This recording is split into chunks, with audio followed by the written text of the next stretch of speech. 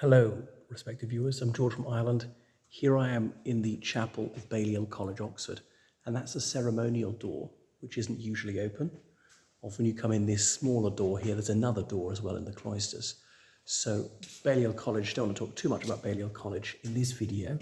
Balliol College founded 1509, the year that Henry VIII was ceded to the throne of Ireland and indeed England. So anyway, concentrating on the chapel really. This is not the original chapel. The original chapel was actually not on this site, was just where the senior common room now stands. Look at that portrait up there. And these are for hymn books. Look like confession boxes at first blush. And look at the very tall spiral staircase up to the organ up there. That is the fifth organ they've had here. The current organ dates from 2001. See, Anglican churches quite often have this black and white checkered tiling and various people buried under the floor here with Latin inscriptions. Only the 20th century they started to do things in English. Okay, so a woman, the only daughter of Richard Harrington and his wife Cecilia, blah, blah, blah, who died, and I noticed this bloke here, he died at the age of 21, okay, from Lancashire. So some poor undergraduate who died here, who got to be buried under the floor. So the Dons used to come here as teenagers, as undergraduates, graduate. There was no idea of doing higher degrees until the 19th century, really, late 19th century. So after one degree, they know you're bright enough, got a double first, starred first or whatever, become a Don, live in the college, stay to the day you die. Remember, till 1871, only the head of house was allowed to marry, usually. Okay, and then, so there are more memorial things. In English, see that one's from 1935, yeah? Especially for those who died young, really. Memorial plaques. Look at this one up here, the draped urn. So that's a standard of 18th and 19th century funerary statuary. Okay, as though ashes are in there, even though they weren't actually cremated.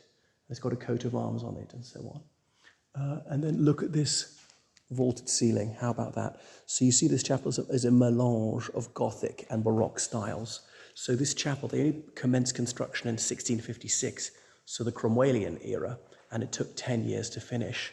And look at this memorial to the boys of the college who were killed in the First World War, yeah?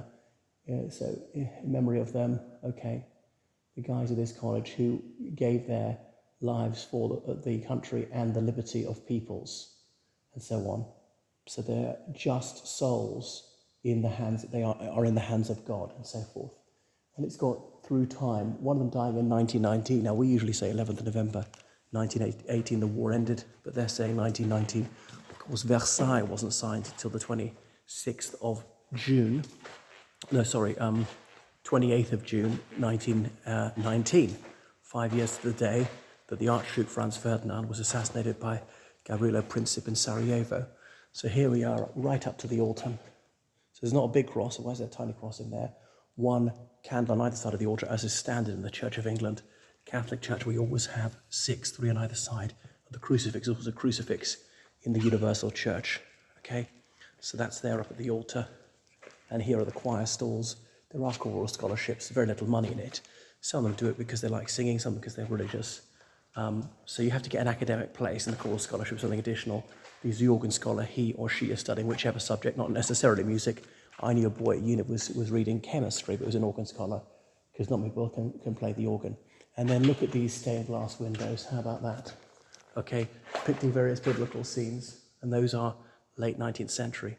So obviously, when this was built, it was completed in 1666. This would accommodate the whole college, of course. Chapel was compulsory. Surprisingly, the early 19th century became voluntary, but the undergraduates still required to attend a roll call at the door of the chapel every morning to make sure they were there, but also that they got out of bed at a reasonable time, and they could then attend worship immediately afterwards. Most of them didn't go into matins.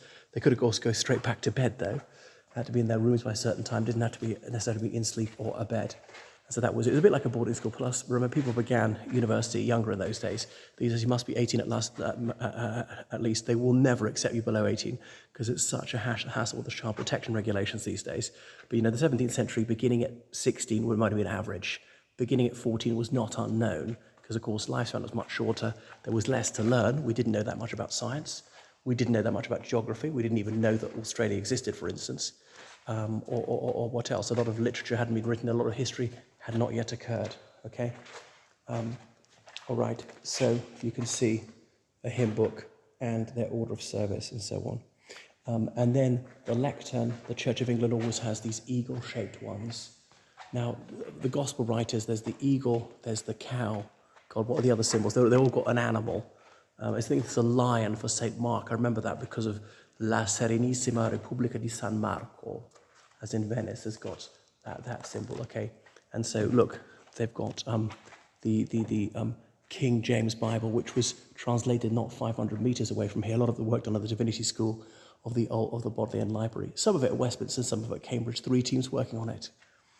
Right, and then the stained glass window way up high, right at top, IHS Ichthos, as in the, what's the word, acronym, Jesus, Son of God, Saviour, in ancient Greek, but also means fish in Greek. That's why fish is a symbol for evangelical Christians, because the light, you can't quite make it out, it's just too bright. Such refulgence, facing east towards Jerusalem the Golden.